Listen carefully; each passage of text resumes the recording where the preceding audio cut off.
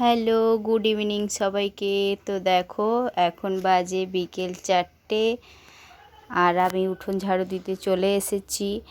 আর বিকেলবেলাও এত পাতা পড়ে, দেখতেই পাচ্ছ। আমার ওপরে কত বড় আমাদের বাড়ির সাইডে আম গাছ আছে, ওই আম গাছের যত শুকনো পাতা। এবছর তো একটাও আম হয়নি, কিন্তু আম গাছের পাতা ঝাড় দিতে দিতে কোমর ব্যথা হয়ে যাচ্ছে। শাশুড়ি মা বলে প্রত্যেক দিন ঝাড়ু করতে হবে না বিকেলবেলা উঠোনটা, কিন্তু আমি দিয়ে দিই, পাতা পড়ে। আর বিকেলবেলা মেয়ে খেলে একটু সন্ধেবেলা, তারপরে আমরাও গরমের দিন এখন বাইরে বসি, পাতা থাকলে কেমনি লাগে দেখতে, তাই ঝাড়ু করে দিচ্ছি।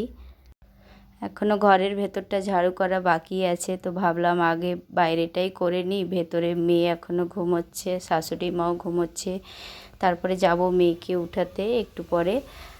মেয়ে আবার টিউশন আছে 5:30টায় বিকেলবেলা। আর আজকে প্রচণ্ড গরম পড়েছে, দেখতেই পাচ্ছ। বারবার মনে হচ্ছে কলের নিচে মুখ ধুই জল নিয়ে।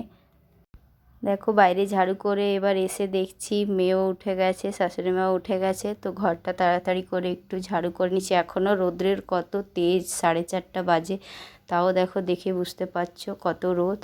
তো মেয়ে উঠেই বলছে একটু টিভি চালিয়ে দাও, মোবাইল দেখবে বলেছিল। আমি বলেছি মোবাইল এখন হবে না, তাই এখন টিভি চালিয়ে দিচ্ছি মেয়েকে, তারপরে তারপর রান্নাঘরে চলে যাব, মেয়েকে একটু দিব দুধ আর বোনভিটা। আর শাশুড়ি মায়ের জন্য চা বসিয়ে এসেছিলাম, শাশুড়ি মাকে দেবো চা।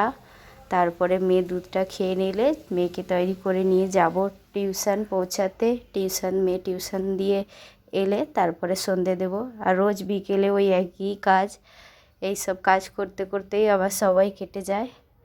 আর তোমাদের যদি আবার ভিডিওটা ভালো লেগে থাকে তবে লাইক, কমেন্ট, শেয়ার করে দিও এবং সাবস্ক্রাইবও করে দিও। Bye bye. দেখো মেয়েও যাচ্ছে, বাই বাই।